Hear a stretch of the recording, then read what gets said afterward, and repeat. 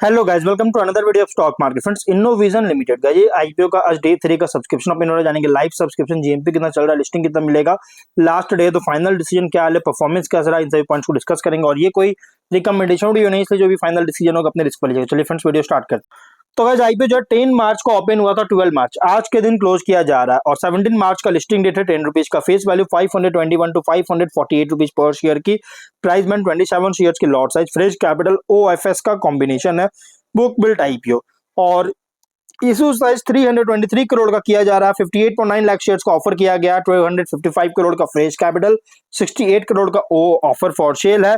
BSE NSE दोनों exchange में listing किया जा रहा है। अलॉटमेंट डेट 13 मार्च का, 16 को रिफंड रिलीज किया जाएगा, शेयर्स डीमैट अकाउंट में क्रेडिट होगा। और अगर हम बात करें गाइस कंपनी का एंकर या ऑफर जो दिया गया, क्यूआईबी ओनली 1% ऑफर दिया गया है गाइस, जो कि एक थोड़ा कंसर्न रेज करने वाली बात भी है। और big HNI 22.7%, small HNI 11.3%, retail 65% offer दिया गया है।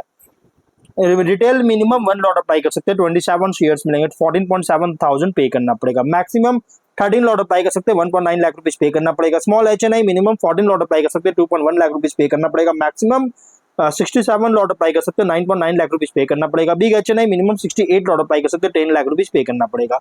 मैक्सिमम कोई लिमिट नहीं है, लेकिन गाइस अगर 5 टाइम सब्सक्राइब होता है, चाहे रिटेल में हो या स्मॉल एचएनआई या बिग एचएनआई, जिस कैटेगरी में 5 टाइम सब्सक्राइब होगा उसमें मिनिमम लॉट अलॉट होगा।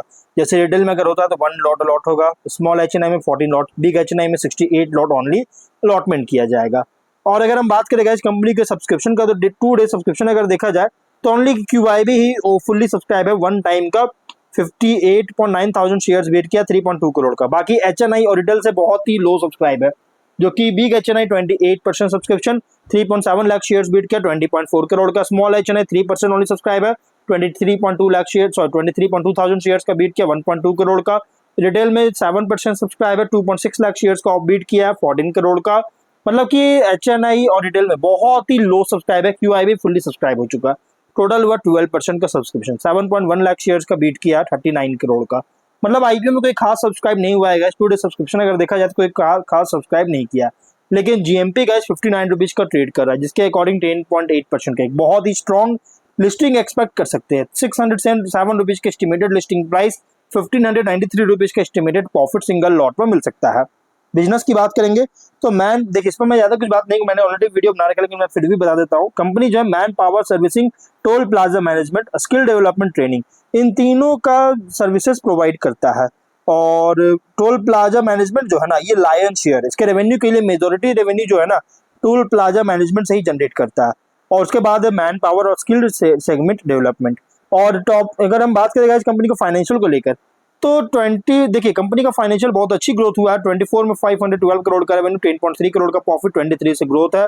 25 में 896 करोड़ का रेवेन्यू, 29 करोड़ का प्रॉफिट। फर्स्ट हाफ में 483 करोड़ का रेवेन्यू, 20 करोड़ का प्रॉफिट है, जो कि शानदार ग्रोथ देखने को मिल रहा है। टॉप एंड बॉटम लाइन में अच्छी ग्रोथ देखने को मिल रही है।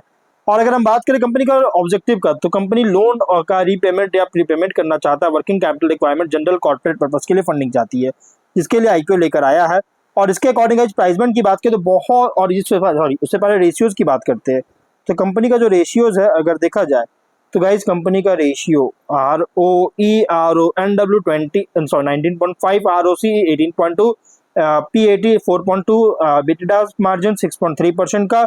और अगर हम बात करें गाइज कंपनी के यहाँ पे, अगर हम देखिए कंपनी का पीबी रेशियो है 12.76 टाइम का, और डेट इक्विटी 1.1 टाइम का, पीई रेशियो 35.7 टाइम का, प्रोमोटर होल्डिंग पे इशू 100% पोस्ट इशू अगर देखा जाए तो कंपनी का जो होल्डिंग है यहाँ अगर हम बात करें तो गाइज कंपनी का होल्डिंग देखने को मिल रहा है पोस्ट इशू 75% का।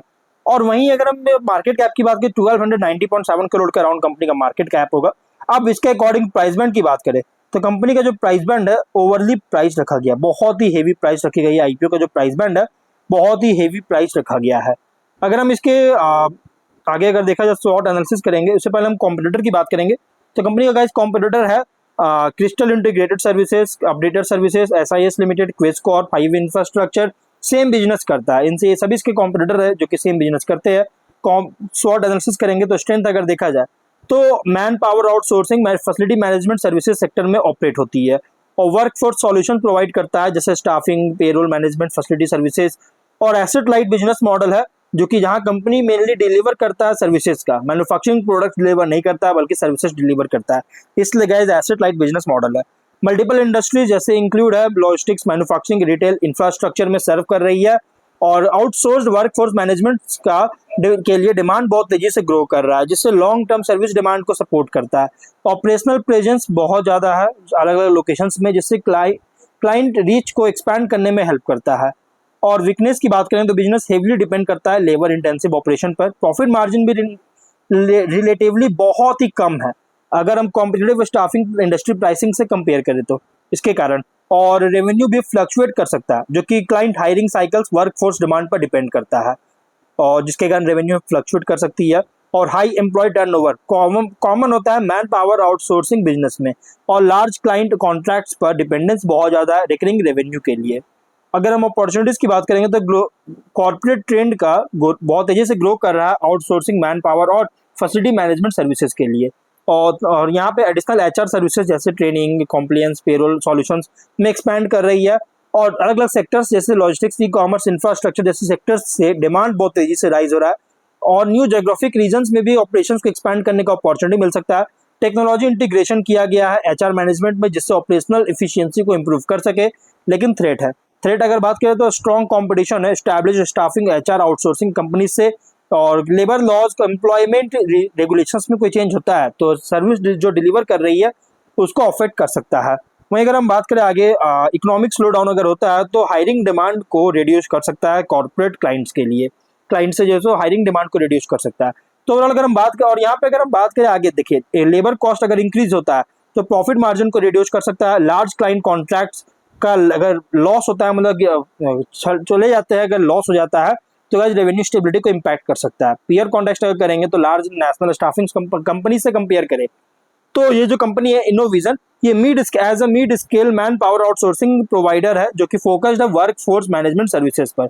अदर एचआर आउटसोर्सिंग फर्म से कंपेयर करेंगे तो service quality, pricing efficiency, ability जो है लार्ज वर्कफोर्स टीम्स को डिप्लॉय करने का, इस पर कम्पीट कर रही है। और इन्वेस्टर के लिए आईपीओ पूरी तरह से रिप्रेजेंट कर रहा है services and man power outsourcing sector play, जहां ग्रोथ पूरी तरह से डिपेंड करता है कॉर्पोरेट हायरिंग ट्रेंड्स और आउटसोर्सिंग डिमांड पर। तो ओवरऑल अगर हम बात करते हैं आईपीओ जो है बहुत ही प्राइसी बेट आईपीओ है, बहुत ही प्राइस मतलब बहुत ज्यादा रिस्की आईपीओ है इसलिए। और हाँ, अगर आप बहुत ज्यादा रिस्की इन्वेस्टर है तो गाइस आप लॉन्ग टर्म के लिए कंसीडर कर सकते हैं, अदरवाइज आप उसको इग्नोर भी कर सकते हैं।